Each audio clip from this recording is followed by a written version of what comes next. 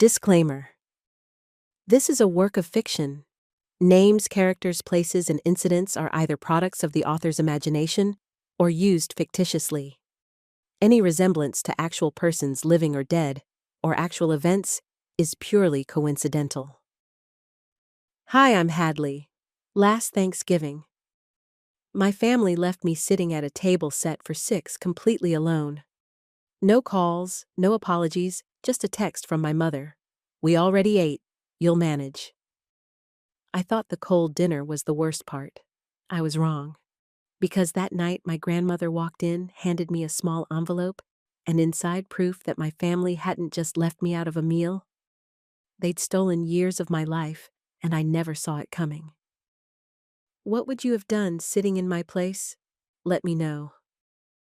Where are you listening from right now? I booked the table myself. 6 chairs, Thanksgiving dinner, 5:00 p.m. sharp. I'd called 3 weeks earlier thinking maybe, just maybe, this year would be different.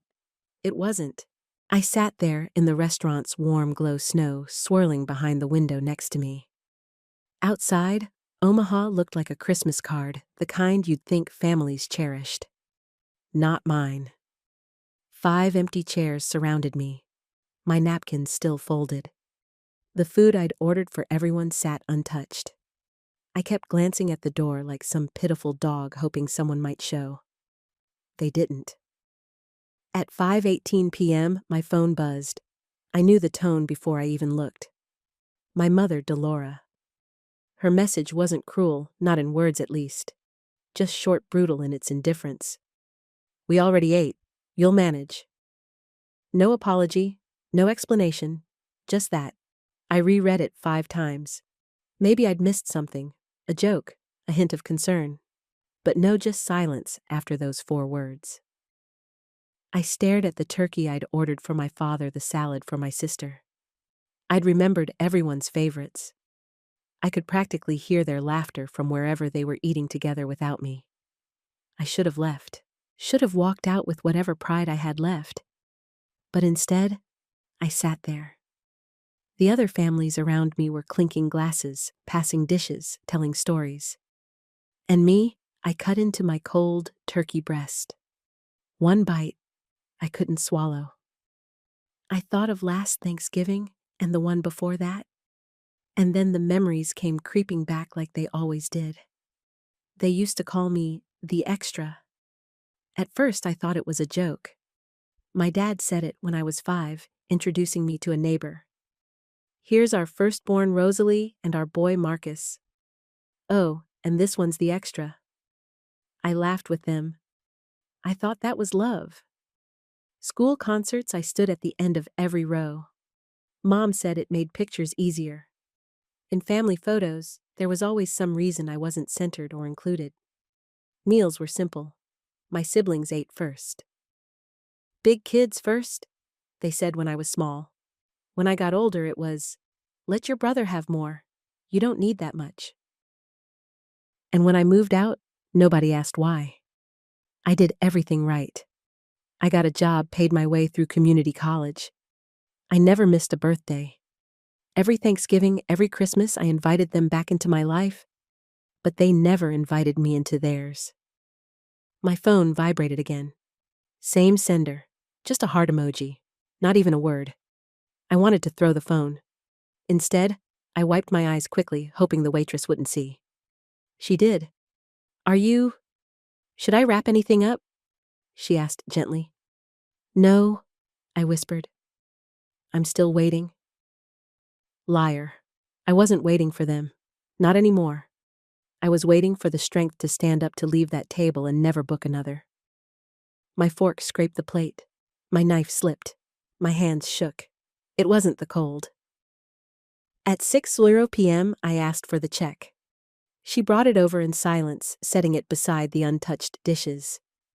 I fumbled for my wallet, ashamed of the tears I couldn't hold back anymore. The restaurant buzzed around me, yet I'd never felt so utterly invisible. I signed the bill, and then the door opened. Wind rushed in, chilling my skin before it slammed shut. I didn't look up at first, but something felt wrong, off. A figure approached my table slowly. I looked up. Grandmother Lysandra. I hadn't seen her in months, maybe a year. She was older now, smaller somehow, wrapped in a long, dark coat that didn't belong in this cheery place. In her hands, a small envelope.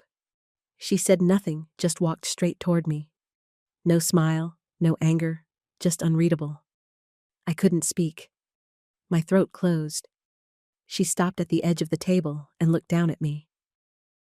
What are you doing here? I managed my voice breaking. I felt the words catch in my throat as I watched her sit down. Not across the room, not near the bar, right across from me. Lysandra, my grandmother, the woman who for as long as I could remember had played silent in this family.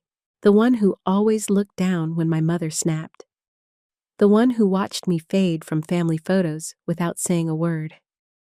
And now, here she was, on Thanksgiving night, sitting across from me at this empty table, like none of it mattered. She didn't remove her coat, didn't ask if I was okay. She just reached into her purse with those thin, wrinkled hands and placed a small, aged envelope between us. You need to open this. No greeting, no questions. Just those 4 words. I stared at it like it might burn me. For a moment, neither of us said anything else. The restaurant's noise faded like the whole world was waiting for me to move. What is this? My voice cracked, but I forced myself to meet her eyes. Her expression gave me nothing. Not anger, not pity, just exhaustion. You'll see. I almost laughed. Of course, that was how people talked in this family. Hints, half-truths, secrets like honesty would kill them. I hesitated. I didn't want her to see how my hands shook as I reached for the envelope, but she watched anyway. The paper was soft from age. I slid a thin note out, first my name written on it in the careful, trembling handwriting I remembered from her Christmas cards when I was a child. You've been lied to for years. This was supposed to be yours. My heart stumbled. Slowly, I pulled out the second paper. Older, yellowed. My fingers trembled as I unfolded it. It took a few seconds for my brain to process what I was seeing. A legal document. A will, or rather a part of one. I scanned it like I was reading a foreign language, not understanding until I found my name. My name. Not Rosalie's. Not Marcus's. Hadley. The property listed the house in Lincoln, her old house. The one I'd cleaned as a teenager every summer while my siblings played. The house that last I heard had been sold to cover debts. Except this document said otherwise. This isn't real, I whispered. Her voice stayed flat. It's real. I looked up, my voice cracking again. But you gave the house to Marcus years ago. I didn't. I pressed both hands to my forehead, shaking my head as the restaurant blurred around me. No, Mom said you needed to sell, that Marcus helped you with the paperwork, that you chose him. Her silence cut deeper than any scream. I never chose him. I sat back breathless. My throat tightened until it hurt to swallow. The weight of it hit me all at once. Every year, I'd blamed myself for being the extra. Every time I'd told myself I just wasn't enough. And now, this woman, the woman who'd let it all happen, was telling me none of it had been true. I looked down at the will fragment again, forcing myself to read every word. Then I whispered more to myself than her. Why? Why now? Lysandra's gaze finally shifted. Softer almost, but only for a second. Because you're the only one who didn't take. That landed like a slap. I looked back at her. What does that mean? They took from me. From you. From each other. But you. She paused. You walked away. I thought of all the times I'd wondered if that had been a mistake, walking away, letting the distance grow. Maybe not. I forced myself to breathe. This doesn't make sense. She leaned forward, then closer than she'd been in years, and when she spoke, her voice was quiet, steady. They stole from you, Hadley, and now you need to decide how much more you'll let them take. I opened my mouth, but no sound came out. I looked down at the paper in my hands, then back up at her. Finally, my voice broke through. Stolen. What exactly? Lysandra's hands, resting flat on the table, didn't move. She watched me like she was waiting for me to figure it out myself. When she spoke, her tone didn't carry pity. It wasn't even kind. Everything. I sat back, unsure whether to laugh or scream. The restaurant had emptied. Just a few tables remained, the low hum of silverware and quiet conversations filling the space. Outside, the snow continued swirling past the dark windows. But in here, I felt frozen. She gestured toward the envelope lying limp in my hand. I meant to leave you the farmhouse. Her voice cracked, then not with emotion but age. It sounded like truth forced out after too many years. I don't understand, I whispered. You were a baby when I made the decision, she said softly. You were the only one who wanted to be there. Marcus hated the farm. Rosalie couldn't be bothered.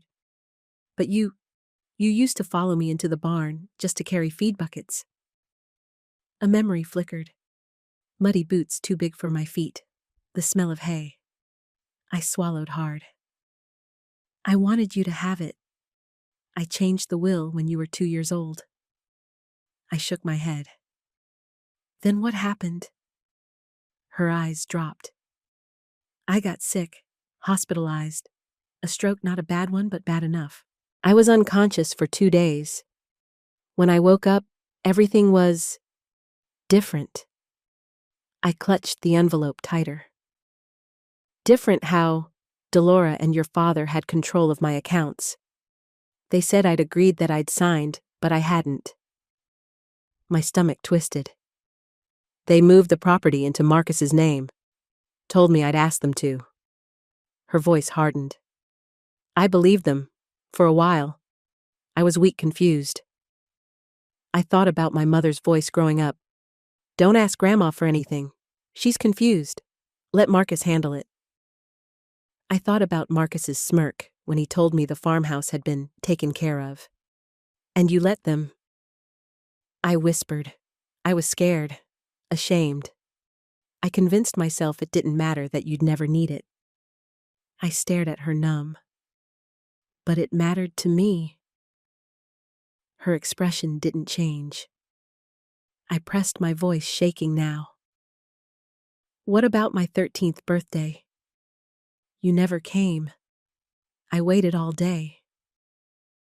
She went still. I hadn't planned to ask that, but the memory had clawed its way out. For years I'd told myself she just didn't care. I stood outside for hours, Grandma. I waited. I waited for her to deny it, to say she'd forgotten. But she said something worse. I wasn't allowed.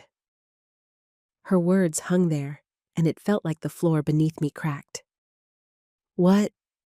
Delora said you wanted space, that you didn't want to see me. My lips parted, but nothing came out. All those years you thought I abandoned you. Her voice was flat now, like reciting facts. I was told you didn't want me. I sat frozen, the air heavy in my lungs. I remembered crying that night until my eyes burned. I remembered telling myself it didn't hurt, and it was a lie. Everything had been a lie. I buried my face in my hands, pressing my palms hard against my eyes until the darkness behind them pulsed. They did this, I whispered. Lysandra didn't correct me.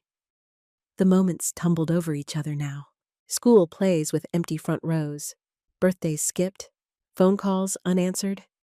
Years of wondering what I'd done wrong. I let my hands fall, staring at her. Why? My voice cracked. Why would they do this? She looked me dead in the eye. Because you were easier to cut out than to control. Her answer hit me like ice water. I felt sick. I could feel myself shaking, yet I couldn't move. How long have you known? I rasped. Long enough. I waited, but she didn't elaborate. And you never said a word. I couldn't. I tried to hold her gaze, but my vision blurred. You could have. A long silence. Finally, she said, you wouldn't have believed me back then. I wanted to argue, but deep down, I knew she was right. For years, I'd believed them. My mother's disapproval, my brother's smugness, my sister's silence. I'd eaten it all. But not anymore. I sat there breathing hard, my heart racing in a body that felt hollow. And then finally, the question came. Why now? Why tell me this now? Lysandra leaned in and her voice cut through me. Because they're selling the farmhouse tomorrow. I didn't remember leaving the restaurant. 1 minute, my hands were shaking around the envelope. The next, I was gripping the cracked vinyl seat of Lysandra's old pickup truck, my breath fogging up the window as we rumbled down empty country roads. The sky was just starting to pale cold light creeping across the frost-covered fields. Every mile that passed, my anger burned hotter. They're selling it tomorrow. I whispered more to myself than to Lysandra. She said nothing. I turned toward her. How long have you known? She kept her eyes on the road. Not long enough to stop them. They hid it. I bit down hard on the inside of my cheek until the copper taste of blood filled my mouth. My mother, my brother, my sister. It wasn't enough to erase me. Now they wanted to profit from it. They planned this, I said. They always do. The farmhouse came into view like something out of a dream I used to have as a child, except now it felt like a crime scene. There were cars parked out front, strangers' cars. What the hell is this? Lysandra slowed the truck, pulling to the shoulder. We sat in silence for a second too long. Then I swung the door open. I crossed the yard without waiting. The cold bit through my jacket, but I didn't care. A man I didn't recognize stood on the porch, clipboard in hand, talking to Marcus. And Marcus, my brother, the boy who once shared Christmas cookies with me, laughed. My stomach twisted. I stepped closer, close enough to hear. We'll transfer the papers next week. Clean sale. Buyer's private. No public listing, no headaches. Buyer's private. That's when it hit me. They weren't just selling the farmhouse. They were selling it to a friend to buy it back later. To erase the paper trail. To erase me. You're staging a fake sale. Marcus's head snapped toward me, his smile vanishing. Hadley. Delora appeared behind him, calm, polished, like she always was. I told you not to show up. I took a shaky breath. You told me nothing. Her tone sharpened. Because you don't belong here. And this does? I waved toward the stranger on the porch. Who even is he? An associate, Marcus said flatly. I stepped onto the first step of the porch, my voice shaking now for an entirely different reason. You're selling Grandma's house under market value to someone you know, and then you'll buy it back under a different name. Silence. I looked between them. You've been planning this? You didn't just erase me years ago. You're still doing it. You're being dramatic, Delora said calmly, her words slicing cleaner than any shout. You never cared about this place. That's a lie. A child's attachment isn't ownership, Hadley. That was when I heard the voice from behind me. Oh, is this your sister? I turned. An older man, one of the neighbors, stood there confused. Didn't know she was part of the family anymore. Something inside me cracked. I looked at him, looked at Marcus, looked at my mother, and it clicked. They'd told everyone that I'd left, that I didn't care, that I didn't belong. Even strangers believed it. I faced Delora, my voice lower now. Dangerous. You told them I chose to leave. Delora didn't flinch. You should have been grateful for the scraps, Hadley. My world stopped. All those years, all those small, cruel moments. They weren't accidents. They were deliberate. I swallowed hard, but the lump in my throat stayed. I stepped back off the porch slowly. My mind raced. If they'd sold the property legally, maybe it was over. But if the paperwork wasn't done yet?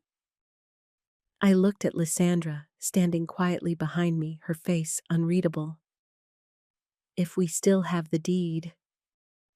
My voice cracked, but I forced the words out. I can stop them. Lysandra hesitated for only a moment. Then she nodded. Then it's time you knew where it is. She didn't wait for me to answer. She just turned toward the truck, and I followed. We didn't speak much on the drive into town. I watched the frost-covered fields slip past the window, my reflection staring back at me paler than I remembered, tired. But behind that exhaustion, something was waking up. Something colder than fear. They'd taken too much already. We pulled up in front of the county library. The parking lot was nearly empty. I hesitated before stepping out of the truck. Why here? I asked. Lysandra killed the engine and looked at me. Because Rosalie left something for you. The name hit me like a slap. My sister. The one I thought I could trust until she vanished into silence like the rest. Lysandra pushed open the glass doors. Inside, the building smelled of old paper and dust. The woman at the front desk didn't even glance at us as we passed. Lysandra moved with purpose through the maze of shelves until we reached the records archive in the back. Floor-to-ceiling cabinets filled with property deeds, tax forms, and contracts dating back 50 years. This is where she came before she left, Lysandra said softly. Rosalie knew they'd come after you. She co-signed an addendum to my will securing your right to the property. Then she hid the paperwork. My mouth went dry. She helped me? She tried, before Marcus and Delora silenced her. I swallowed hard. How do we find it? Lysandra pointed to the far cabinet. Deeds. Look for anything tied to my name or the farmhouse. If we can find the copy, the sale can't happen. I didn't need more explanation. I moved to the cabinet and started pulling files. Page after page. My fingers turned black from dust. My breath quickened as papers blurred together. Hundreds of legal documents, none of them with my name. Then finally, here. My voice cracked as I pulled a thin manila envelope. My heart pounded as I opened it, expecting to see my name at last. But the envelope was empty. I froze. Lysandra. She turned, saw the empty envelope in my shaking hands, and her face drained of color. They've been here. I looked back at the cabinet, at the slightly misaligned folders, at the layer of disturbed dust. They knew, I whispered. They knew she tried to protect me, and they came here first. I couldn't breathe. They'd erased me even from paper. My knees nearly buckled. I reached for the nearest shelf to steady myself. Tears burned at the corners of my eyes, but I refused to let them fall. Not now. Lysandra's hand settled gently on my shoulder. Rosalie made a duplicate. I turned toward her. She told me once. Lysandra continued, if anything happened to her, I'd need to look in the only place they'd never check. Where? Lysandra's voice was steady. The farmhouse. I shook my head. They're there watching every inch. Not where Rosalie hid it. I frowned. In the hymnal. For a moment, her words didn't register. Then the old songbook from Sunday services. She hid the duplicate inside it. I blinked, heart racing. How do you know? Because she told me. The room spun. Rosalie tried to save me, and they buried even that. I looked down at my hands, still clutching the empty envelope. They stole everything. Not everything, Lysandra said, her grip tightening on my shoulder. Not yet. I lifted my gaze to hers. Then we go back tonight. Under the freezing night sky, we drove straight back to the farmhouse. Lysandra didn't speak. Neither did I. The silence between us felt heavier than the cold. My fingers curled tighter around the steering wheel every mile we passed. By the time we pulled onto the dirt driveway, my teeth were clenched so hard my jaw hurt. The old farmhouse stood like a skeleton against the dark. Its windows empty, its porch sagging under the weight of years. No lights. No life. Lysandra looked at me as I cut the engine. It's still here, she whispered. The door creaked when we pushed it open. Inside, the air smelled like dust and old wood. We moved quietly, our footsteps echoing across the rotting floorboards. Each step creaked under our weight, as if the house itself was protesting our return. I remembered this place. I remembered thinking it was magic once. Now it felt like a tomb. We climbed the stairs in silence, the flashlight beam shaking slightly in my hand as I led the way to the attic door. I hesitated. Lysandra reached past me, turned the handle, and pushed it open. The attic smelled colder, forgotten. Our breath clouded the air.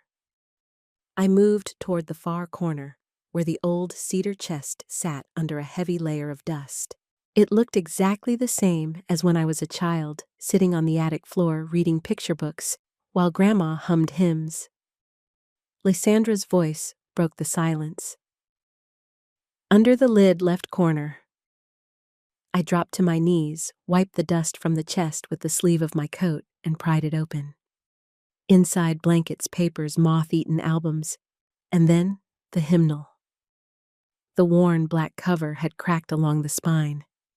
I recognized it instantly. My breath caught in my throat.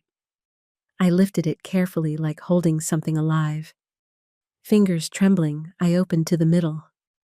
Between two yellowed pages, there it was, a folded sheet of paper. Lysandra knelt beside me as I unfolded it. Rosalie's handwriting stared back at me. If they forget you, this will remind them.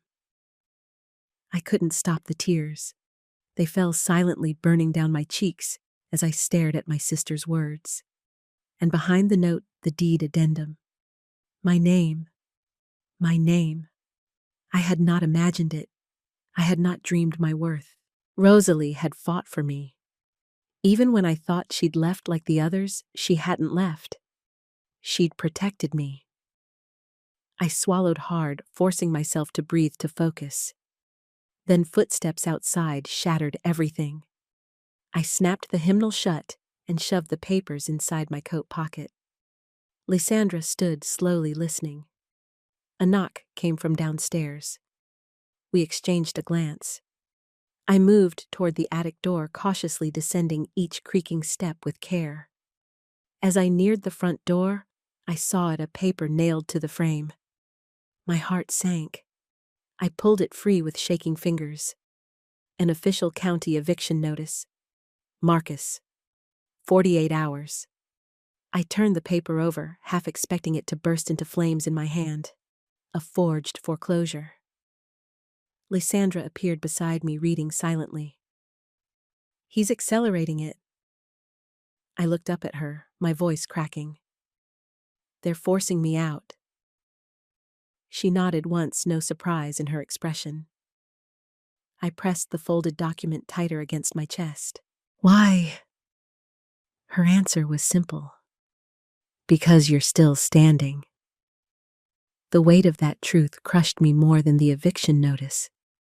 For a long moment, neither of us spoke.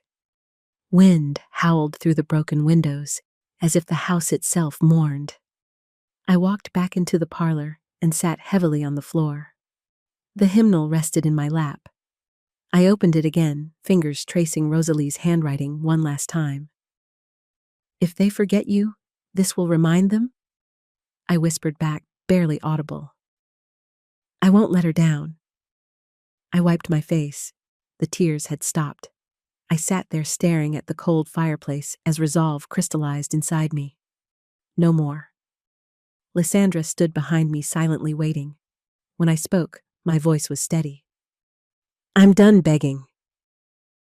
Under the early morning haze, I pushed open the heavy glass doors of Marcus's office building in Lincoln. The air inside was sharp colder than outside and smelled faintly of polished concrete and expensive disappointment. My boots echoed against the sleek, lifeless floors as I crossed the lobby toward the elevators. My fingers clenched tighter around the hymnal under my arm. I didn't speak.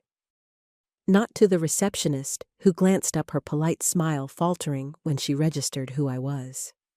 Not to the security guard near the elevators, who stepped back instinctively. I rode the elevator alone. When the doors slid open on the 10th floor, I stepped into Marcus's territory. The air was still sterile. Glass walls, steel frames. Everything about this place screamed control. His assistant, young Sharp, the kind who thought she knew everything, looked up from her desk as I approached. She opened her mouth. "Tell him Hadley's here," I said simply. She hesitated, glancing toward the closed office door behind her, then silently pressed the intercom. I didn't wait for permission. I walked straight past her and pushed his door open. Marcus sat behind a glass desk, pale sunlight cutting across his face like judgment. He looked up slowly, and for a second, I saw something flicker in his eyes. He wasn't expecting me. I crossed the room calmly and laid the old hymnal on his desk. "Rosalie protected me," I said, letting the weight of those words settle in the room. "Legally, and now everyone will know." His jaw tightened. He didn't touch the hymnal. I stood silent, watching him.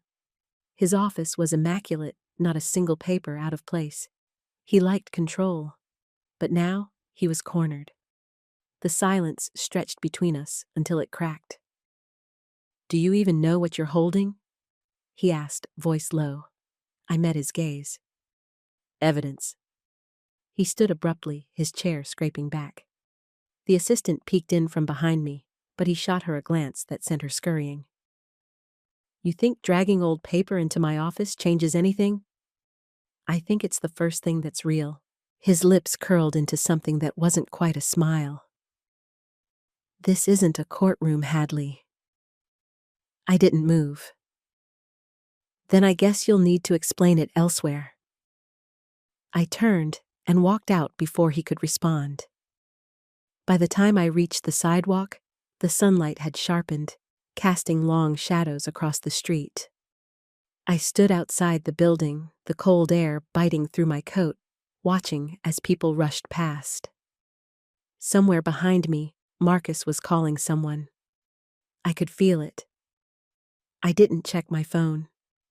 The first article hit local news within 2 hours. The headline made me laugh, though it wasn't funny. "Estranged daughter accused of forging farm documents?" I sat in my truck, the radio silent, scrolling headline after headline. They all used the same photo, a 10-year-old picture of me at a charity event. Eyes down, hair too long, awkward smile. Marcus's narrative spread fast. He had resources, connections, and he knew my silence looked like guilt. By noon, people I hadn't heard from in years were messaging me. Marcus had framed me as the villain of my own story. And I let him. I didn't call the papers. I didn't release a statement. I let them run their headlines because for the first time, I wasn't reacting. I was thinking.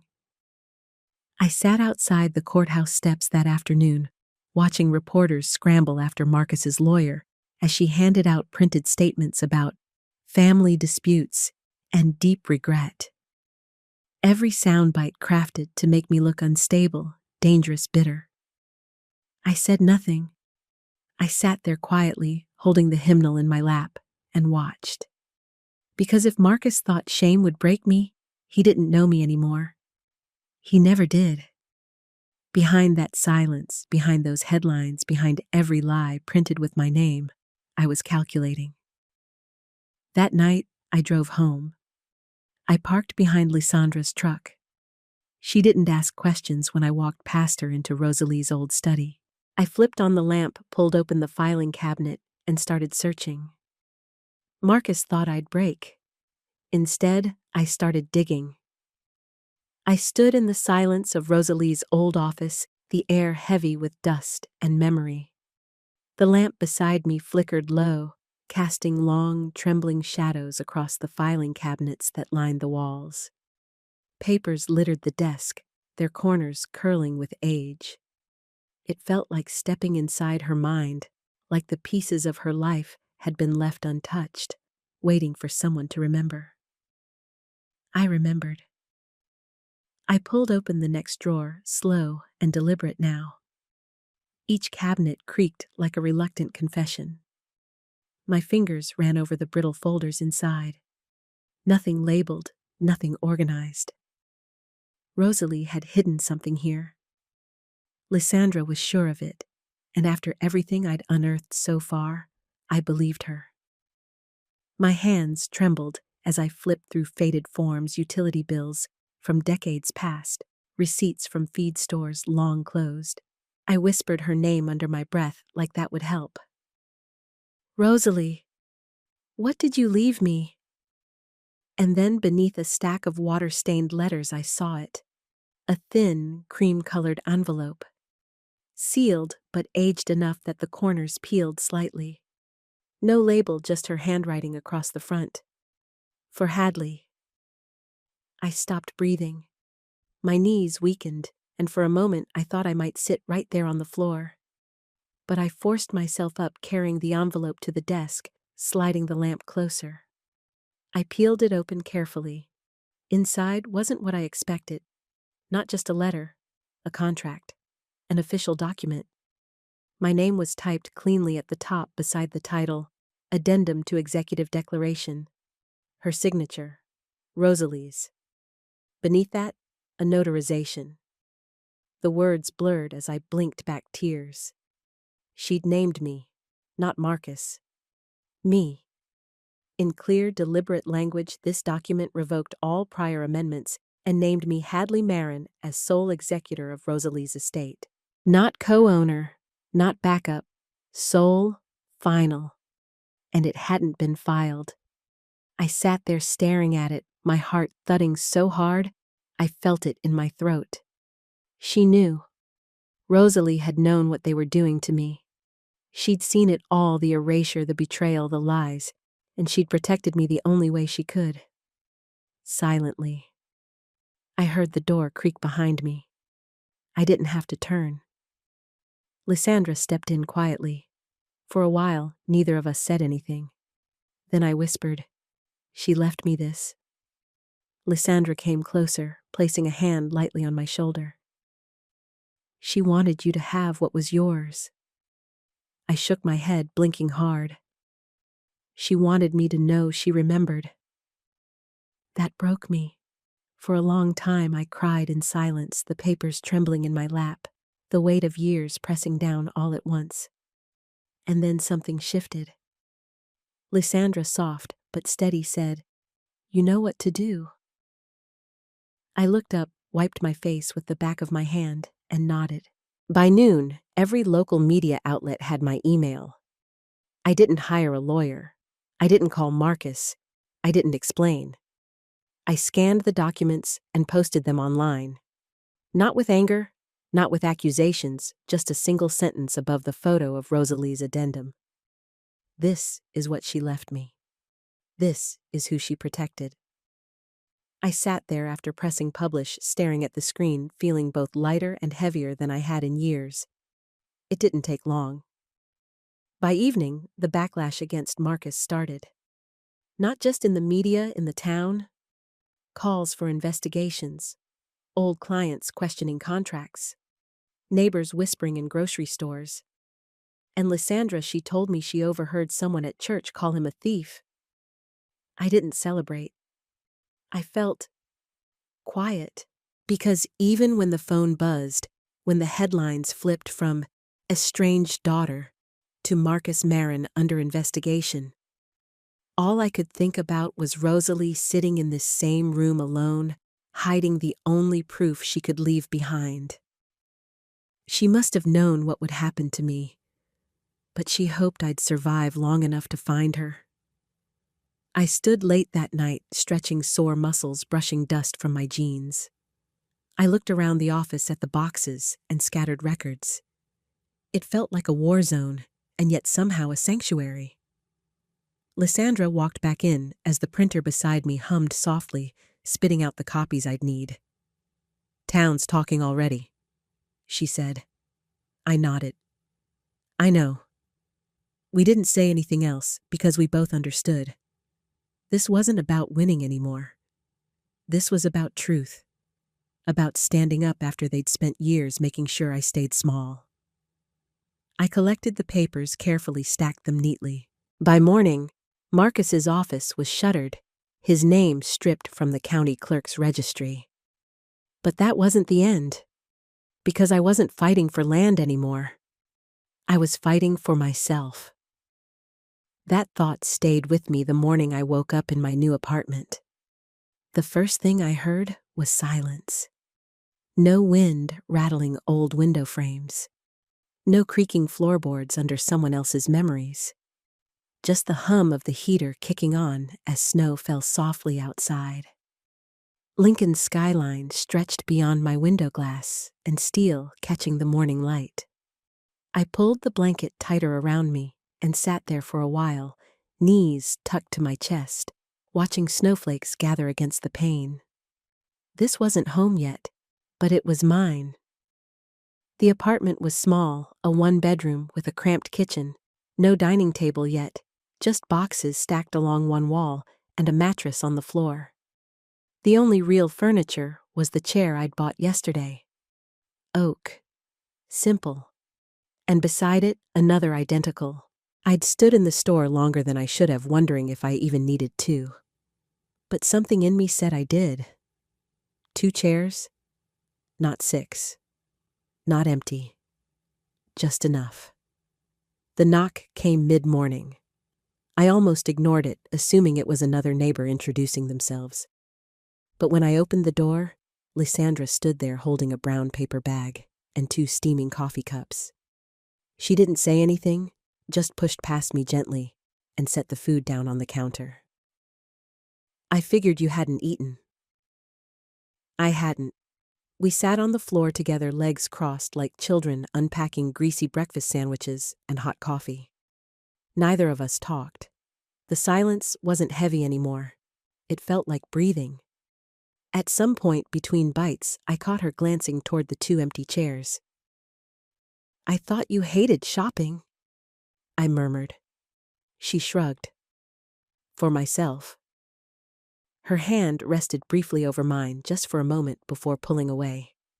I let that silence stay. I think she knew I needed it. Later, after she left, after the door clicked shut, I sorted through the last of my mail. Bills, mostly a realtor flyer advertising homes I couldn't afford. Then at the bottom of the pile, an envelope addressed in familiar looping script. Rosalie. My chest tightened. Postmarked 3 weeks before she died. I sat down slowly, fingers trembling as I opened it. Inside was one single sheet of paper. Nothing else. No long explanation, no farewell. Just a sentence written in her steady hand. "Don't fight for the land. Fight for your worth." And beneath it, her name. I folded the paper carefully, placed it back in the envelope, and set it on the windowsill. Then, for the first time in longer than I could remember, I cried. Not out of hurt, not from anger, but from release. Because I understood now. All those years chasing approval, chasing what I thought was owed to me, were never about the farm or the house or even justice. They were about trying to prove I mattered. And Rosalie had seen that. She'd known. By the time the snow thickened against the window, I'd stopped crying. I brewed fresh coffee, swept the kitchen, unpacked the box labeled office. Somewhere between stacking folders and sorting pens, I found myself sketching plans. Not legal battles, business plans, consulting small projects, maybe training work. Nothing huge. Just starting something of my own. Not to prove anything to Marcus. Not to reclaim what was taken. But because I could. When Lysandra came by again that evening, carrying Chinese takeout this time, she paused in the doorway, eyeing the piles of paperwork on the counter. Building something? I smiled soft and real. Maybe. We ate in silence again, but this time it felt different. Warmer. After she left, after the dishes were done, and the snow outside turned the city soft and quiet, I stood by the window for a long while. I didn't think of Marcus anymore. He wasn't the story. The battle ended not when I won. It ended when I stopped needing him to see me. I looked over at the 2 chairs beside my small wooden table. Still empty, but not waiting. They were there if someone chose to sit beside me. And if no one did, I'd still be okay. I pressed my palm lightly against the cold glass of the window. Sometimes survival isn't about fighting harder. It's about walking away. And for the first time, I wasn't waiting for someone to save me. I was already home. Sometimes walking away from the people who raised you is the only way to become the person you were meant to be. Blood may tie us together, but respect, trust, and kindness are what make a true family. Have you ever faced a moment where choosing yourself meant losing everything you thought you needed? I'd love to hear your story in the comments. If you found a piece of yourself in this story, don't forget to subscribe for more powerful journeys like this. Because here, every story matters. Stay strong, stay true. Family drama doesn't define you, how you rise from it does.